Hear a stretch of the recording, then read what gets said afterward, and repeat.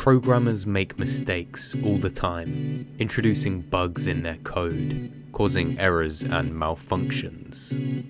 They also reproduce them in testing, identify problems, and fix them all the time. If a bug makes it through testing unnoticed, it's probably nothing major.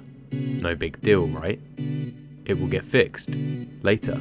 Meanwhile, it may waste someone's time, maybe ruin their experience with the software, or lose someone some money.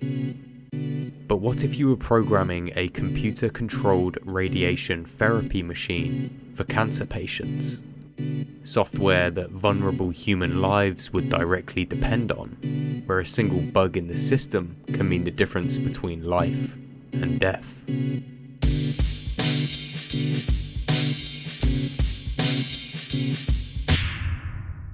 Friday morning, March 21st, 1986. John arrives at the East Texas Cancer Center in Tyler, Texas, for his first radiotherapy appointment.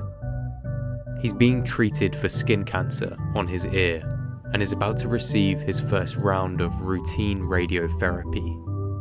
The machine about to administer his treatment was called the Therac 25. The Therac 25 was produced in 1982 by Atomic Energy of Canada Limited, or AECL. The machines went into service a year later and offered two modes of treatment: direct electron beam therapy and megavolt X-ray therapy. Radiotherapy should be painless and unnoticeable, but as the machine started up and began to administer the radiation to John's ear, he saw a powerful flash of bright light and heard the distinct sound of eggs frying. Unfortunately, there should have been no light, no sound. He said later that it felt like his entire face was on fire. John had just received a massive overdose of radiation from the computer, likely 50 to 100 times the dose he was meant to receive, directly to his head. This caused severe radiation burns to his temporal lobe and brainstem. 3 weeks later, John passed away. This incident, if it were a one-off, might have remained a mystery, except it was not the first time that this had happened. It wasn't even the first time it had happened in Tyler. Just 3 weeks before this incident, a patient receiving his 9th routine radiation treatment actually jumped up from the treatment bed and pounded on the door to get out of the treatment room. He too had received a massive overdose, which he died from 5 months later.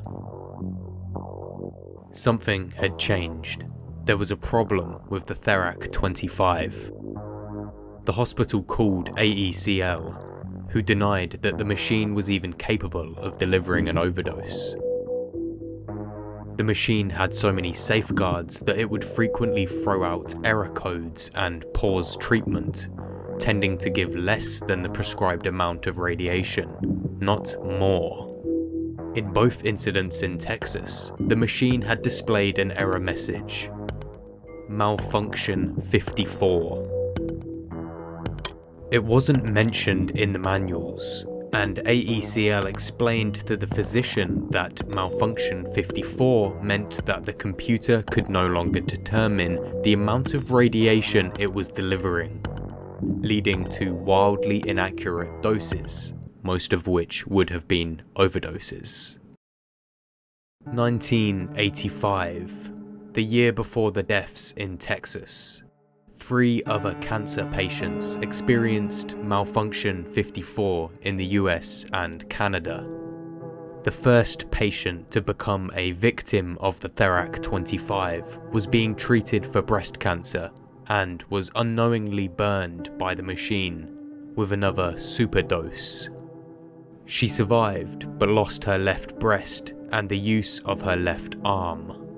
The second victim would have needed a complete hip replacement to correct the damage the machine caused to her bones, had she not lost her battle with cancer a few months after the treatment. and the third needed skin grafts to mend the wounds caused by the radiation burns. Back to 1986, the doctor and the technician in Texas who had experienced Malfunction 54 locked the doors and worked through the night trying to reproduce the problem. Eventually, they were able to pinpoint the issue. The VT100 console used to enter Therac 25 prescriptions could be controlled with cursor keys. They found that if the user selected X-ray mode, the machine would begin setting up for high-powered X-rays, a process which took about 8 seconds. If, during those 8 seconds, the technician switched to electron mode, the turntable, which holds several core components that must be left in extremely precise positions, was left in an unknown state. Cue Malfunction 54. This kind of bug would only come up once an operator had become proficient at using the computer. Muscle memory trying to complete the next step before the machine had caught up. Testing was likely slow and deliberate, so the bug never surfaced, and it made it through to public use. The FDA declared the Therac 25 as defective, and investigations and lawsuits were underway. AECL issued software patches and hardware updates which allowed the machine to eventually return to service. Of course, the lawsuits were settled out of court, but it seemed like the problems were solved. January 17th, 1987. Another patient was overdosed, and another bug in the system was discovered. The patient died 3 months after treatment. The Therac 25 is long gone, but it leaves behind a legacy of how not to program and design a machine which human lives depend on. The computer system running the Therac 25 was not designed for its purpose. There was no unit testing, no timing analysis, no fault trees for software and hardware issues. The entire system design was flawed. The Therac 25 nightmare is the singular event that is referenced when talking about how badly things can go when software is not properly tested or designed.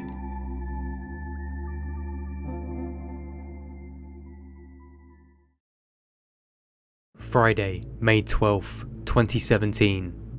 Doctors Clark and Youngstein are mid-shift at an NHS hospital in the UK. Suddenly, their managers are called to private meetings, surgeries are cancelled, and they begin to receive messages from colleagues asking if it was just their computer that was frozen. Eventually, official news of a cyber attack broke. Entire hospital and primary care networks were suspended, and the NHS went into electronic lockdown. The computers were not just frozen, but had become victims or collateral damage in a worldwide cyber attack that was encrypting all data, leaving the machine inoperable and spreading fast. The culprit was a computer virus, or more specifically, a ransomware crypto worm targeting Microsoft Windows operating systems, spreading through an exploit in older systems and seemingly innocent email attachments. The virus locked devices and left instructions on the screen of the computer. Payment in Bitcoin was demanded to decrypt data and gain use of the machine again, with a countdown until which the required payment will increase, and another countdown until all data will be erased. The NHS was one of the worst hit agencies from this attack, with up to 70,000 devices affected, from computers to MRI scanners, blood storage refrigerators, and theatre equipment. The virus was known as WannaCry, and was later suspected to have been created by the Lazarus Group, a mostly unknown cybercrime organisation with strong links to North Korea. On the day of the attack, the NHS had to turn away non-critical emergencies, and some ambulances were diverted. Whilst there was no reported increase in mortality due to the attack, this is a crude measure of patient harm, and even disregarding the impact of this attack, a 2018 report suggested that over 900 NHS deaths a year may be a result of poor computer systems and IT failings. In the wake of the cyber attack, a year later, the British government did a vast cybersecurity check. You might have expected security to have improved, but the audit concluded that all 200 NHS hospitals still failed to meet required cybersecurity standards. The truth, though, is that it wasn't just the NHS that were falling behind with their electronic systems, but most organisations worldwide. Other groups hit hard by the virus include police stations, universities and colleges, FedEx, car manufacturers, telecoms companies, government, justice and civil service buildings, and several other hospitals across the globe. Total economic losses from this attack were estimated to be up to $4 billion, and had the hackers intended to, they could have easily harmed or taken human life. As we become more and more dependent on a matrix of computers and machines, human life itself becomes more and more vulnerable to being hacked.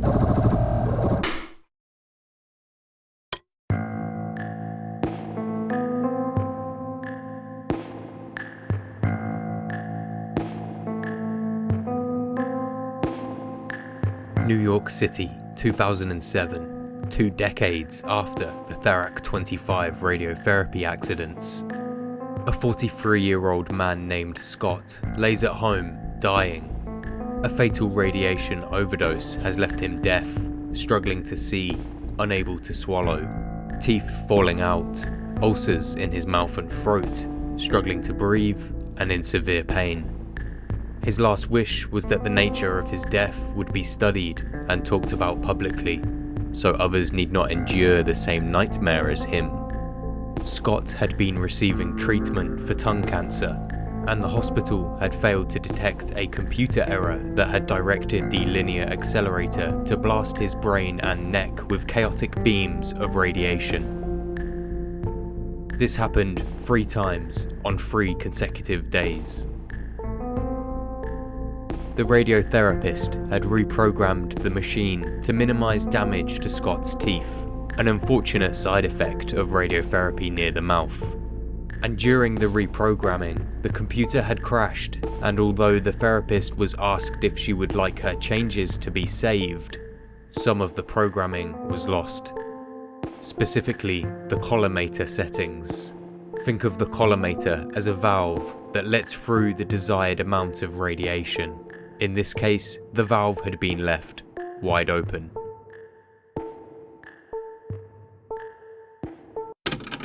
Linear accelerators and treatment planning are enormously more complex than 20 years ago. Hospitals are often too trusting of the new computer systems and software, relying on them as if they had been tested over time, when in fact they have not. In 2005, a Florida hospital disclosed that 77 brain cancer patients had received 50% more radiation than prescribed, because one of the most powerful and supposedly precise linear accelerators had been programmed incorrectly for nearly a year. In 2010, The Times reported that a Philadelphia hospital gave the wrong radiation dose to more than 90 patients with prostate cancer, and then kept quiet about it.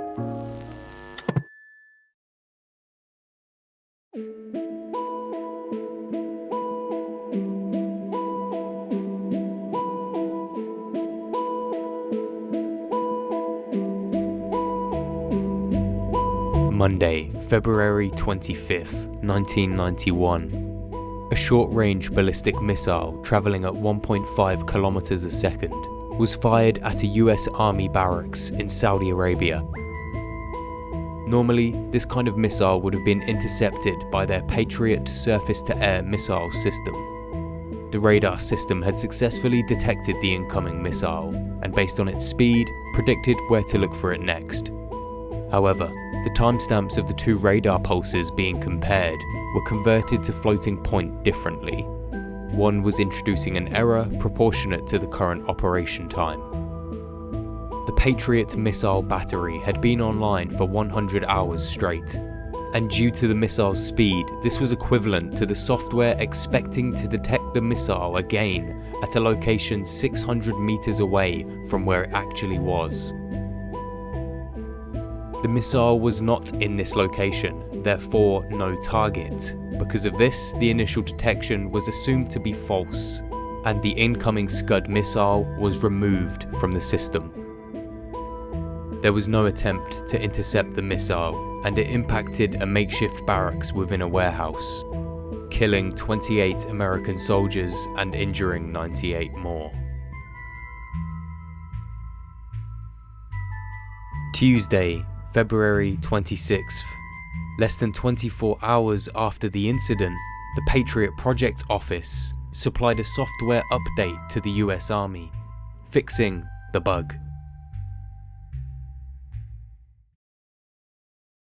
August 31st, 1983. Korean Airlines Flight 007, a Boeing 747 with 246 passengers and 23 crew, is on its way from the US to South Korea. After making a stop at Anchorage, Alaska, the aircraft follows a route that bridges the Alaskan and Japanese coastlines and passes just 17.5 miles from what was, at the time, Soviet airspace. 10 minutes after takeoff from Alaska, KAL 007 begins to deviate slightly to the right, or the north, of its assigned route, and continued on this heading for the next 5.5 hours. Whilst they are heading straight for South Korea, they are no longer following the official flight plan, which curves around the restricted airspace. Sometime later, Flight 007 crosses the international date line. The local date is now September 1st. The aircraft continues its journey, its deviation from official waypoints ever increasing. The flight is now 160 nautical miles off course, and about to enter airspace above the Kamchatka Peninsula, the most eastern point of modern-day Russia. In 1983, Cold War tensions between the US and the Soviet Union had escalated to a level not seen since the Cuban Missile Crisis. The US was planning to deploy new nuclear weapon systems in Europe and had just held the largest naval exercise to date in the North Pacific Ocean, repeatedly flying over military installations near Kamchatka. Just before 4 p.m, according to Soviet sources, Korean Airlines Flight 007 entered restricted Soviet airspace. At 6:26 p.m, after a long delay with the Soviets' pursuit of the aircraft, as the Boeing 747 was about to unknowingly escape Soviet airspace, the order to shoot was given. In a 1991 interview, the pilot of the Su-15 interceptor that shot Flight 007 spoke about the event. I saw 2 rows of windows and knew that this was a Boeing. I knew this was a civilian plane, but for me this meant nothing. It's easy to turn a civilian type of plane into one for military use. I did not tell the ground that it was a Boeing type plane. They did not ask me. Ground gave the command, destroy the target. I dropped below him about 2,000 meters, switched on the missiles and brought the nose up sharply. We shot down the plane legally.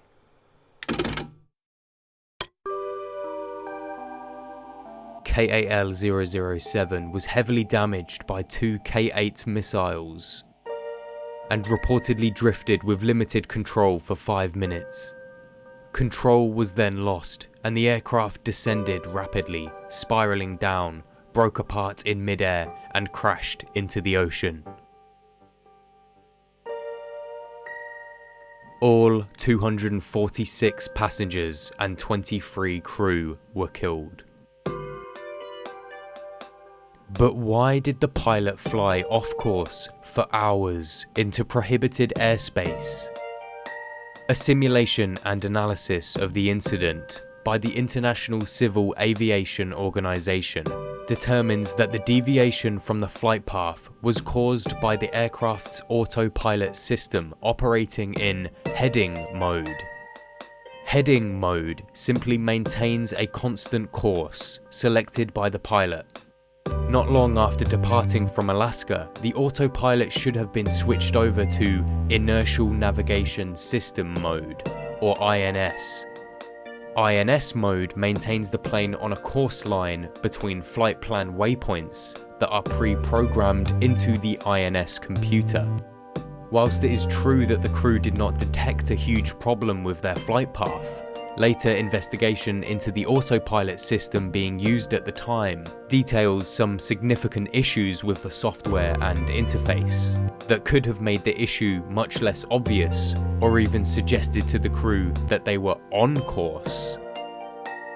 Until the aircraft is less than 7.5 miles from the INS course line, it won't lock onto or capture the flight path, while still technically flying in heading mode. At this point, the pilots could have believed that the INS was engaged, but it was not, as they continued on their incorrect heading. When the flight data recorder was returned, it showed that the flight management system was set up correctly. Even though it wasn't controlling the plane correctly, it would have continued to show the flight waypoints being passed as the aircraft crossed them, even hundreds of miles off course. Given these behaviours, it would be very easy for the pilot to believe that the system was working correctly, and that they were exactly where they should be, as they flew towards certain death. On the 2nd of June 1994, a Royal Air Force Chinook helicopter, which was carrying 25 British intelligence experts from the MI5, the British Army and other agencies, was on its way to a conference at Fort George in Scotland. At around 6 PM, whilst flying through dense fog above the Mull of Kintyre, the Chinook crashed into the side of a hill, instantly killing all on board. This incident is known as the RAF's worst peacetime disaster. A year later, an RAF inquiry ruled that it was impossible to establish the exact cause of the incident. This ruling was overturned by senior officers, who stated the pilots were guilty of gross negligence for flying too fast and too low in thick fog. However, this ruling proved to be controversial, as irregularities and technical issues surrounding the then new Chinook HC2 variant came to light. At the time of the crash, new FADEC, or Full Authority Digital Engine Control equipment, was being integrated onto all RAF Chinooks as an upgrade for the new variant. A year before the crash, in 1993, an independent evaluation of the software on the new Chinook concluded with the following report. After examining only 18% of the code, they found 486 anomalies and stopped the review. Intermittent engine failure captions were being regularly experienced by aircrew of Chinook Mark IIs, and there were instances of uncommanded run-up and run-down of the engines and undemanded flight control movements.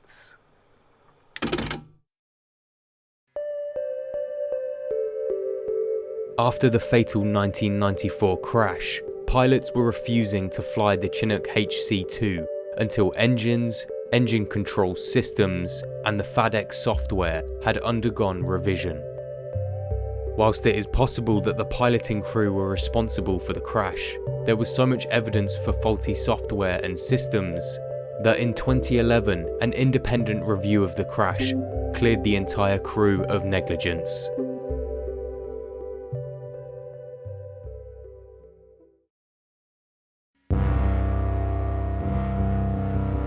October 29th, 2018. Lion Air Flight 610, a Boeing 737 MAX 8, plunges nose down into the ocean just 13 minutes after takeoff, all 189 people aboard die. On the day before the crash, a flight on the same aircraft with different crew experienced a similar problem, but an extra pilot was able to diagnose and disable the malfunctioning MCAS flight system, or Maneuvering Characteristics Augmentation System. Boeing had removed a description of the MCAS from the flight manual for the 737 MAX, and pilots were unaware of the system when the airplane entered service. The badly designed MCAS and a faulty angle of attack sensor led the flight control system to push the aircraft down into a dive. Following the crash, Boeing advises airlines on how to address erroneous cockpit readings. An internal FAA risk analysis predicted 2,900 deaths in 15 crashes over the next 30 years if the MCAS system was not upgraded, but flights continue without modification to the aircraft.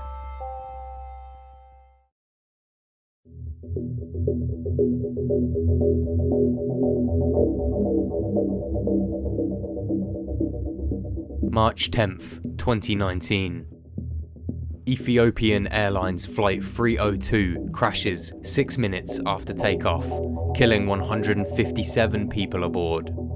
The aircraft was, once again, a Boeing 737 MAX 8, and evidence at the crash site suggests that the aircraft was, again, configured to dive nose down. All 387 Boeing 737 MAX aircraft, which served 8,600 flights per week for 59 airlines, were banned from service. The FAA cleared the MAX to return to service once necessary design modifications have been made. After being charged with fraud, Boeing settled to pay over $2.5 billion.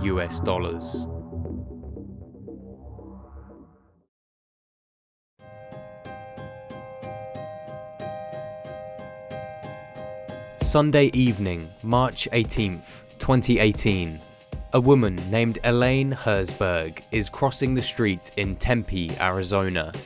A self-driving Uber test vehicle is approaching her, and the sensors succeed in detecting her as she walks across with her bicycle. But the software classifies her as a false positive and decides that not only does the car not need to stop, but it doesn't even need to slow down. To the self-driving software, there is nothing in the way at all. The crash is fatal, and her death becomes the first of its kind, the first recorded case of a pedestrian fatality involving an autonomous car. As technology and the software that comes with it becomes more and more powerful and is given new functionality and roles in human society, new kinds of danger will emerge. More and more, we will put our safety in the hands of others, software developers, engineers, QA and testing departments, and the end users of software like doctors and pilots. Of course, software and the bugs and errors that come with it are here to stay, and it would be foolish to fear for your life every time you interact with a computer-controlled system. The chance of faulty software being involved in your death is probably about as likely as being killed by lightning.